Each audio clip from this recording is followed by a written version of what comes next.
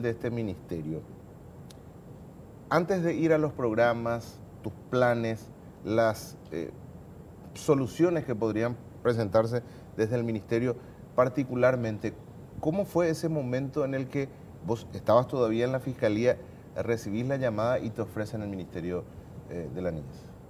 Fue sorpresivo porque estoy siempre en un área un poco lejos de la actividad política, ¿verdad? Pero sí me hizo meditar en el sentido de que estaba concluyendo mi carrera jurisdiccional y la oferta fue bastante, la forma que me la plantearon fue bastante tentadora porque hablaban de apoyar fuertemente a toda la inversión en infancia, el deseo de promover acciones que permitan que el niño se desarrolle adecuadamente, y siempre que queremos que un niño se desarrolle adecuadamente decimos el niño se desarrolla jugando, eso debe ser lo natural, no trabajando, no pidiendo en la calle, no pasando angustias, no pasando hambre, ¿verdad? Entonces era todo un gran desafío, una propuesta de que me ponga a trabajar conforme a mis conocimientos, y esa libertad de acción también me animó a aceptar. Y el compromiso serio del presidente de apoyar todo lo que sea la infancia y su prioridad hacia la infancia. Eso lo dijo desde un primer momento. Su primer acto de gobierno fue con los niños, ahora reafirmando ese compromiso, y eso anima a trabajar. Hay mucha gente en la Secretaría para armar cosas. Si bien estamos sin recursos, vamos a gestionar esos recursos los más indispensables para terminar el año y sí diseñar algo más sustentable para los próximos años de gobierno. Le iba a preguntar justamente que para empezar a trabajar uno tiene que tener herramientas, y ya se adelantó ya en cuanto a presupuesto. ¿Cómo encontró la Secretaría de la Niñez? Bueno, la Secretaría de la Niñez fue pasando por un proceso año tras año de reducción de recursos, ¿verdad? Hemos hecho un estudio evaluando los procesos de la Secretaría y vimos que del 2013 al 2018 se ha reducido año tras año su presupuesto, y el presupuesto último, que es el que corresponde a este año, que es de 70.000 millones, son 12 millones de dólares, con el plan de caja de Hacienda se redujo a 50.000 millones. Eso significa que todavía no puede con ese presupuesto siquiera desarrollar la mitad de las actividades que debe hacer. Nosotros hicimos una proyección de cuánto más se necesita para ejecutar los programas que pretendemos ejecutar por este año, y encontramos más de 22.000 millones. Esos recursos son los que estamos gestionando, y con lo que hay rediseñar los programas que vemos que no están siendo eficientes, invertir esos recursos en los nuevos programas. Hay dos cosas muy importantes que son el crecimiento de la inversión, pero más que nada es el mejoramiento de la inversión. La calidad de la inversión cuando hay pocos recursos deben ser los máximos, ¿verdad? O sea, uno debe priorizar acciones que tengan mayor impacto sobre la infancia para realizar esas acciones en estos momentos de escasez de recursos, ¿verdad? En tus primeras palabras, creo que encontraba el norte que vas a tener en el ministerio. Combatir el trabajo infantil y esa mendicidad en las calles que tanto nos choca, tanto nos golpea cuando vemos a un niño de 3, 4, 5 años recorriendo entre los vehículos con 40 grados de calor pidiendo limosna, y hay muchas veces incluso, y se ha comprobado, se ha montado todo un esquema de negocio en el alquiler de niños para pedir limosna en las calles, en la esquina. Claro. ¿Ese va a ser tu norte? Es una situación, es trabajar para erradicar la explotación infantil, ¿verdad? Erradicarla de la calle, no solamente de la calle, sino en todas las formas de explotación infantil que lamentablemente tenemos en nuestro país. Nosotros tenemos una alta participación de niños y vamos a trabajar con ellos en los procesos de diseño de las políticas, porque todo lo que va dirigido a ellos, ellos tienen derecho a ser oídos, ¿verdad? Tenemos una dirección de participación en la Secretaría que vamos a fortalecer para que ellos no se sientan excluidos y se sientan parte de su proceso de construcción para su desarrollo. Tenemos diseñadas acciones que llamamos dispositivos de respuesta rápida para los 3 ejes que más la ciudadanía está reclamando, que es niñez en calle, adicciones, que nos va a llevar mucho esfuerzo, tanto económico como de recursos humanos, y el embarazo adolescente, que vamos a ver con el Ministerio de Salud y el Ministerio de Educación en la articulación de las respuestas que eso requiere, ¿verdad? Vamos a trabajar fuertemente en prevención, apoyando y orientando a las familias para que cumplan con su rol de afectivo, educación y protección, y tratar de bajar esos números tan horribles de violencia contra los niños en la familia, porque el mayor número de abuso y maltrato infantil se da en el entorno familiar. Entonces algo no está funcionando, algo no funciona, porque el rol de la familia es la protección del niño. Ministra, hablaba del tema de los niños en la calle, y entre los niños en las calles, porque una vez llamé a la Secretaría porque llegaban denuncias de los chicos, de los niños indígenas en la calle, y me decía esa cuestión del INDI. Entonces yo le dije, pero ustedes son Secretaría de la Niñez, ¿cómo piensan trabajar con el INDI, con esas cuestiones? Vamos a tener ministra? que articular, porque es cierto, el INDI está para las políticas en materia de pueblos originarios, en materia de indigenismo, pero nosotros como Secretaría estamos hablando de los derechos, protección y promoción de los derechos de todos los niños, ¿verdad? Tenemos que intervenir. Hay ciertamente una transición, porque la vulnerabilidad es doble, ¿verdad? Es niño, es indígena, está en calle. Son 3 situaciones que coinciden en esta situación de vulnerabilidad y que tenemos que atender, y articuladamente. Ahí también tenemos que entrar con salud, ahí también tenemos que entrar, pero vamos a sentarnos a trabajar con el INDI, ¿verdad? Porque tienen que tomar partido en esto. No puede ser que si tienen recursos para invertir en esta población y tienen políticas diseñadas, no contemplen a los niños. Ese es el rol de la Secretaría de la Niñez, ¿verdad? Es un ente rector de las políticas públicas, es un ente articulador y también tiene un brazo de servicios directos cuando los derechos están en una situación de tal vulneración, ¿verdad? Nosotros queremos trabajar, y la orden precisamente es del presidente, que todos articulemos. El plan de gobierno conlleva todos los planes de cada una de los ministerios y la Secretaría, y están articulados. O sea que yo tengo la expectativa alta de que lo vamos a lograr. Ministra, recién hablabas de un tema muy sensible, el embarazo infantil, que en realidad es una pata de una gran problemática, que es el de la salud reproductiva. Y en cuanto a esta problemática desemboca en otra, que es el de los niños que no están lo suficientemente protegidos, que van a las calles a pedir dinero, otros abandonados en situación extrema. Y ahí es donde nace una pregunta. En un proceso de, quizás lo voy a decir de una forma muy tosca, pero en un proceso de oferta y demanda de cualquier negocio, hay una persona interesada en algo y una persona interesada en comprar, en vender, en entregar, en recibir. El proceso de adopción hoy en día en nuestro país es un proceso sumamente complejo. Hay gente que no está quizás en condiciones de hacerse cargo del niño que vino quizás sin forma, de una forma no planificada. Y hay gente muy, pero muy interesada en adoptar a esos chicos.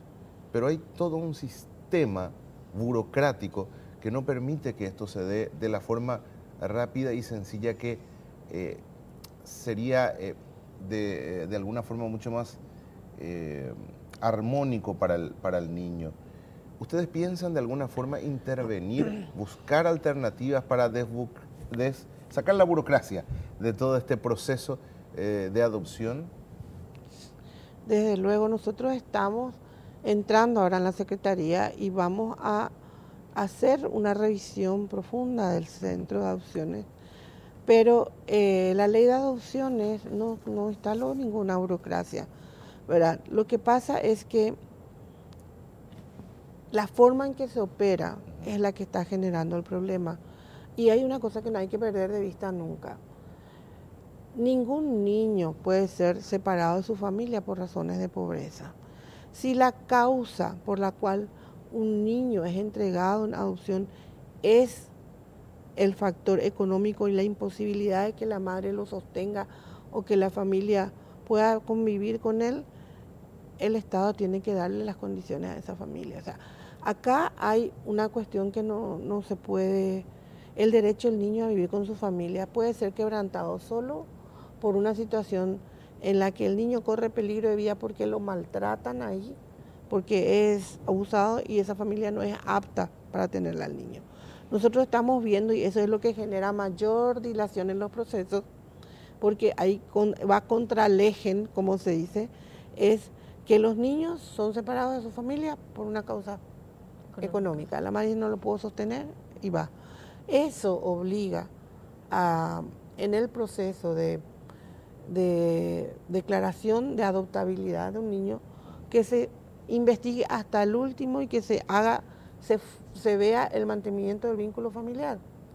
Pero ese mantenimiento del vínculo familiar es actualmente, como vemos, simplemente ven si la madre o otra familia, otro miembro de la familia puede hacerse cargo del niño, pero no ven el fondo del problema, ¿verdad? Que esa familia tiene que recibir un apoyo, ¿verdad? Una asistencia para que ese niño pueda desarrollarse ahí. Entonces los jueces, como no tienen la respuesta adecuada, demoran muchísimo en declarar el estado de adoptabilidad y pasan los años, sufre ese niño que no recibe ningún apoyo, sufre esa familia, sufre los postulantes a la adopción. Eso nosotros tenemos que encontrar el camino a los efectos de, si hay niños que están en situación de adoptabilidad, los obstáculos se levanten y rápidamente se incorpore a la familia que lo va a adoptar. Es ese proceso de declaración de adoptabilidad lo que hay que revisar y ver qué no funciona, por qué un niño no puede ser declarado en estado de adoptabilidad, si es porque la familia está pendiente, si es porque hay causas económicas que subyacen y no se atienden, y vamos a encontrar el camino para que eso se desburocratice, ¿verdad? Lamentablemente se sigue viendo al niño como un objeto. Este niño se ve sus necesidades, pero no sus derechos. Y ahí es donde todo se traba y se para, ¿verdad? Si vemos a ese niño como sujeto de derechos que es, vamos a ver la restitución de sus derechos y no solamente cubrir sus necesidades. Es ahí donde nosotros decimos, esa familia tiene mayores recursos, puede llevarse a ese niño. Acá se busca una familia para un niño, no un hijo para quien no puede tener. O sea, se cambiaron los paradigmas, pero no se cambiaron los modelos de intervención y hay como un choque entre la ley y los modelos de intervención que tenemos. Ahí es donde nosotros nos sentamos y tenemos justamente dentro de nuestro plan como puntos críticos y desafíos es la evaluación de la ley de adopciones y la revisión de otros procedimientos que se han instalado a partir de la ley, pero que vemos que han modificado la orientación y el espíritu de la ley en esos procedimientos. Generó esto, ¿verdad? La queja ciudadana, el retardo y por sobre todo lo que más me preocupa, la violación de derechos de ese niño que está generando vínculos con familias que no van a ser las suyas y luego tienen que separarse. Sí. Separar a un niño de 7 años de una familia acogedora es brutal, ¿verdad? Y esa familia no lo puede adoptar. Ya está integrado y eso genera un daño terrible. Y si es por un mal procedimiento, pues tenemos que erradicarlo. Así que nuestra mayor intervención va a ser en ese tema, porque es muy, muy sensible y por sobre todo el grave daño que puede generar. Hablabas de que el gobierno debe asistir a estas familias. De hecho, hay planes de asistencia, pero en definitiva esos planes de asistencia, de ayuda condicionada que empezó hace un par de años en el gobierno de Fernando Lugo, no me acuerdo si creo que Nicanor en realidad, Nicanor de Artefrutos en realidad había empezado con un plan, con un proyecto de asistencia condicionada. No es suficiente. Claro que no es suficiente, pero lo que pasó acá es que se instaló el sistema de ayuda condicionada, pero no se generó, no se desarrolló el mecanismo de egreso, ¿verdad?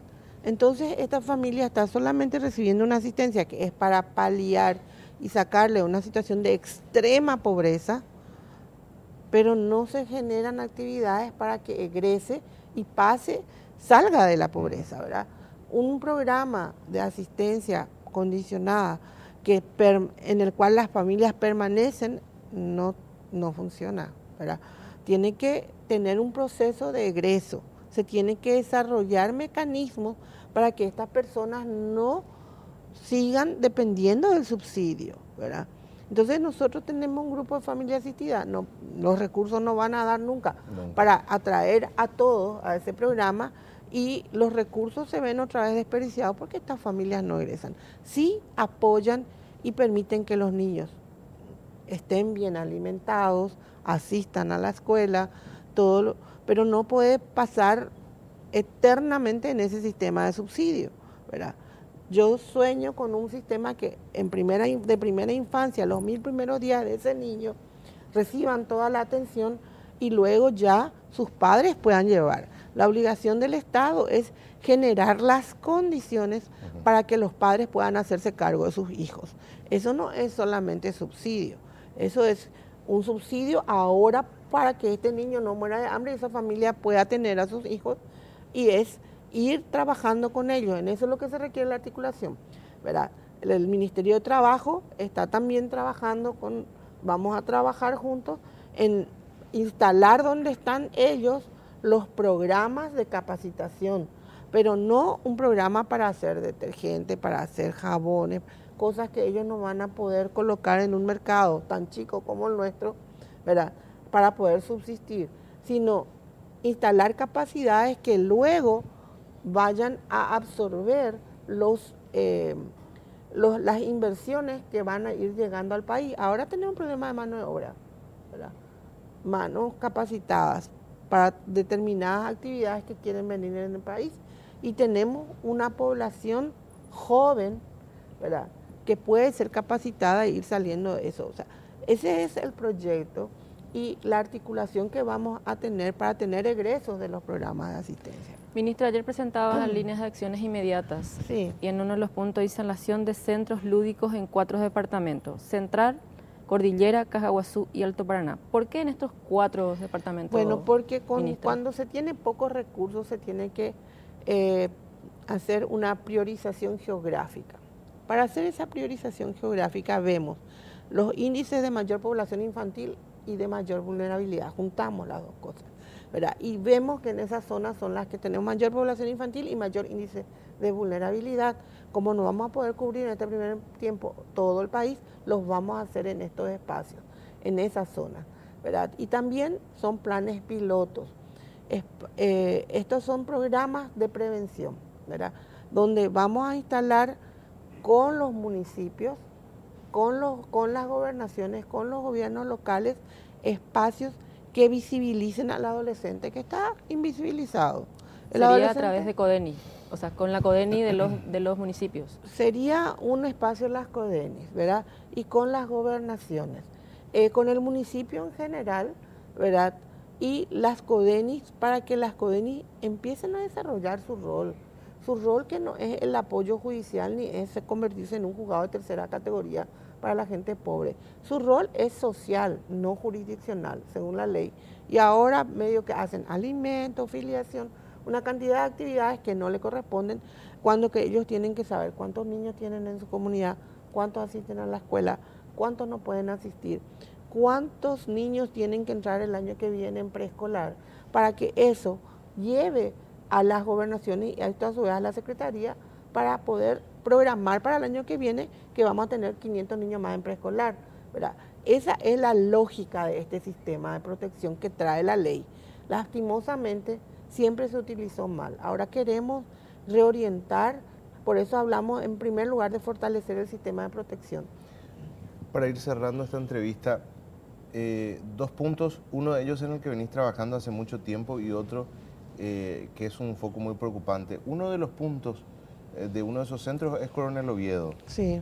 Coronel Oviedo es un centro el cual vos habías destacado en muchas entrevistas de foco de captación de personas con fines de trata. Sí.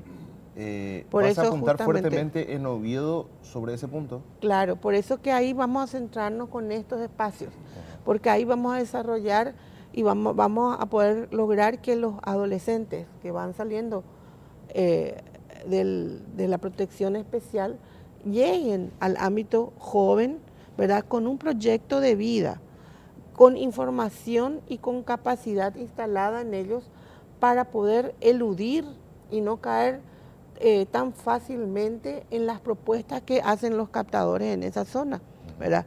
Los que captan, sobre todo adolescentes jóvenes, ¿verdad?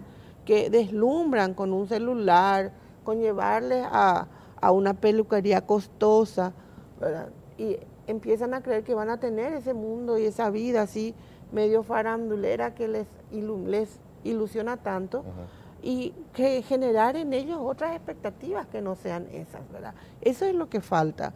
Y en esas zonas, sobre todo, donde hay tanta juventud, pero con tan poca oportunidad de desarrollar alguna actividad. Vamos a trabajar fuertemente con las gobernaciones para que inviertan en eso y también con los municipios. Ese es un punto. Y el otro punto que mencionabas, el tema de la adicción. Sí. La droga logró ingresar a nuestra sociedad tan fuertemente y con un marketing tan violento y peligroso para los jóvenes. Es muy terrible, lamentablemente. Y niños, Luis, te agrego. Sí, no, tenemos chiquitos de 5 años que están con problemas de adicciones. Lo que pasa es que no discrimina, y la peor cosa es que nosotros pasamos de ser pasillo de tránsito de la droga a también que se produzca, y digamos, la basura de la droga queda acá, ¿verdad? El residuo peor, el crack, que genera mayor daño, que es destructivo, ¿verdad? En los niños queda acá, y eso es lo que se consume. Nosotros tenemos nuestro plan, ¿verdad?, coordinado con el Ministerio de Educación y ahora con el doctor Yucio en la Senat, donde hay recursos para invertir en prevención y en rehabilitación de la adicción, que vamos a estar trabajando coordinadamente. El tiempo que nos va a llevar instalar uno de los servicios que nos falta es el que seguramente va a demorar en que nos vean ya con la atención directa de los niños. Nosotros estamos en eso como prioridad y por suerte estamos personas muy compatibles en todos los cargos y que ya hemos estado trabajando antes de asumir en estos procesos de coordinación y articulación para maximizar la inversión y los pocos recursos que tenemos. Pero ahí hay un foco importante. La prevención va a ser fundamental para que esto no crezca, pero hay que ir con el combate. O sea, es un mal que ya ganó terreno. Ya ganó espacio. Por eso que con la Senat es importante aliarse, porque nuestros educadores de calle y nuestros trabajadores detectan perfectamente dónde se produce esto, ¿verdad? Y estaremos trabajando directamente. El doctor Yucio pone su énfasis en el microtráfico, porque el tráfico mayor lo van a seguir haciendo, pero casi ahí nunca se atrapa nadie, caen los chicos. Caen los cargamentos, pero no las personas. Pero en el microtráfico sí, se individualiza perfectamente a todos, ¿verdad? Y eso es lo que se va a trabajar. Y un aspecto importante lo teníamos aquí hace un tiempo, el centro de adicciones. El centro de adicciones. Al doctor. Sí, justamente es nuestro mayor respaldo, ¿verdad? Su fortalecimiento fue prometido por el ministro de Salud, que va a fortalecer ese centro de adicciones, y ya están hechos los programas de ampliación de espacios y camas que nunca van a ser suficientes seguramente, pero sí podemos coordinar el plazo en que van a estar, dónde va ese chico después de los 20 días de internación y dónde pasa luego, porque hay un proceso de desintoxicación, un proceso de internación que no va a ser más de 20 días, un proceso que tiene que llevar un tiempo medio, 2, 3, 4 meses, y un proceso de aquellos que están más afectados que dura hasta 2 o 3 años. Ese espacio tercero para ese tiempo mayor es el que estamos coordinando y queremos lograr en este corto tiempo para poder tener toda la ruta y el proceso de atención de la adicción. Gracias por venir, ministra, muy amable. Muchísimas Gracias, gracias. ministra. Gracias. Muchas gracias. 10 de la mañana con 42 minutos. Voy hasta...